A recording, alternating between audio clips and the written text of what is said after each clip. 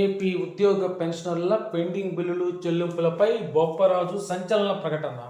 ఏదో చేస్తారని ఆశతో గెలిపించిన పిఆర్సీ ఐఆర్ గురించి ఆ వివరాలు ఏంటో ఇప్పుడు మనం తెలుసుకుందాం.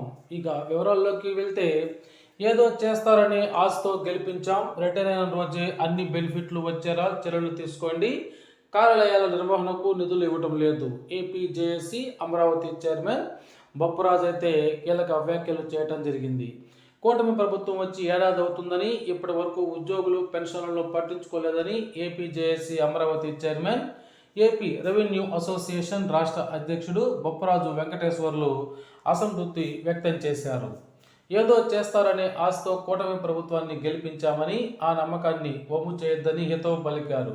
ప్రకాశం జిల్లా కేంద్రం ఒంగోలులో ఆయన మీడియాతో మాట్లాడారు. ఈ విధంగా ఆయన మీడియాతో మాట్లాడుతూ, రాష్ట్రంలోని 4,50,000 మంది పెన్షన్లకు రావాల్సిన అన్ని రకాల బకాయిలను వెంటనే చెల్లించాలని డిమాండ్ చేశారు. గ్రాట్యుటీ ఇవ్వకుండా ఆపితే వాళ్ళ అవసరాలు ఎలా తీరుతాయని ఆయన ప్రశ్నించారు. అదేవిధంగా ఎర్న్ లీవ్స్, ఆర్జిత సెలవులు, పిఆర్సీ, జీపీఎఫ్, ఏపీజీఎల్ఐ లాంటి అన్ని రకాల బిల్లులు పెండింగ్లో ఉన్నాయన్నారు.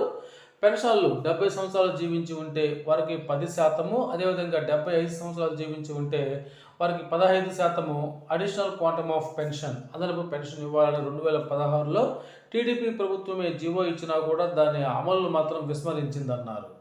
రెవెన్యూ కార్యాలయాల్లో మౌలిక సదుపాయాలు కల్పించాలని కోరారు. కార్యాలయాల నిర్వహణ కోసం ప్రభుత్వం నిధులు కూడా కేటాయించకపోవటం దారుణమన్నారు.